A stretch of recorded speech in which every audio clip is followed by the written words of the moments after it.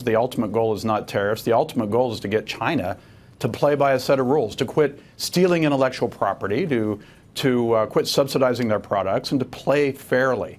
And when China talks about restoring the rules of international trade, well, they're not playing by the rules right now. Our issue, of course, is that tariffs drive up the cost of goods here in the United States. It drives up the cost for consumers. So for manufacturers, we want to see the administration successfully bring China back to the table for negotiations. We've been calling for a rules-based bilateral trade agreement for many months now, and we want to see that done.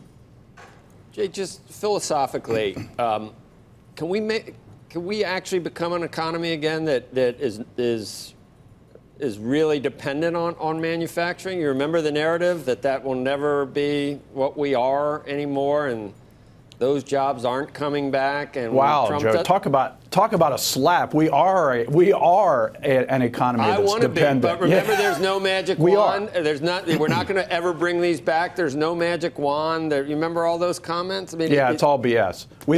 We got 500 jobs right now that are open in manufacturing. We are desperate to get manufacturing workers. Manufacturing is growing in this country because of tax reform and regulatory reform. This tariff war, this trade war, has the potential to set us back on those gains, and we don't want to see that happen. We want to see China play by the rules. I'm sitting here with a mighty mug that is manufactured or is a product of a United States manufacturer. The intellectual property is owned here in the United States by the Mighty Mug company. It is cheaper to send that mug from China because of an outdated 150-year-old rule on shipping rates than it is to ship it across the street here in this country. That's not fair. That is not fair to manufacturers here in the United States. We've got to get these rules under control. China has got to come back to the table. If they don't, then we just had Polaris on, and if it costs too much, or Harley Davidson, they got to build place. The tariffs sometimes are counterproductive in that they cause companies to move offshore to build them, so they don't have to deal with the tariffs. That's clearly a long-term concern. There's no question about that. But look, China needs to be isolated by the folks around the world, the countries around the world that want to play by the rules, that want a true system of international trade that is free and fair. And that's the important goal here, is to get the rest of the world to focus on China just as we are. Hey, Jay, do you have any concerns? I ask this only because I've heard quietly behind the scenes some people complaining about it, just about how the tariffs are put on and aren't, and how you have to appeal to get an exemption from that list. We saw the list today that goes out does not include some of the 6,000 items that we had seen previously on it, things like high chairs for babies and smartwatches. But it seems a little pell-mell how you figure out who gets an exemption and who doesn't.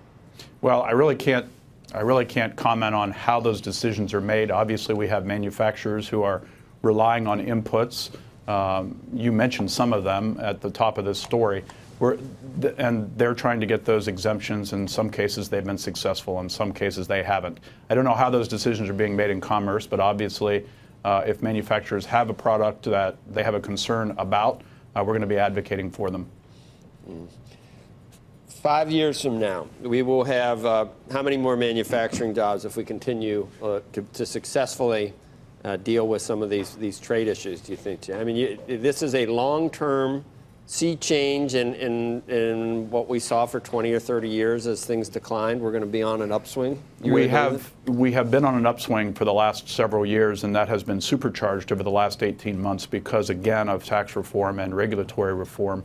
I believe if we get these trade issues under control and we're able to deal with them successfully, the manufacturing sector in this country is going to continue to grow and to thrive. We already predict that by the year 2025 that we will have to fill 3.5 million jobs in manufacturing. Some of that, of course, is due to attrition or folks retiring, and that 2 million of those will be unfilled because we can't find the folks that have the right skills necessary to do those jobs. So education and training is going to be an important component of building the manufacturing sector in the future.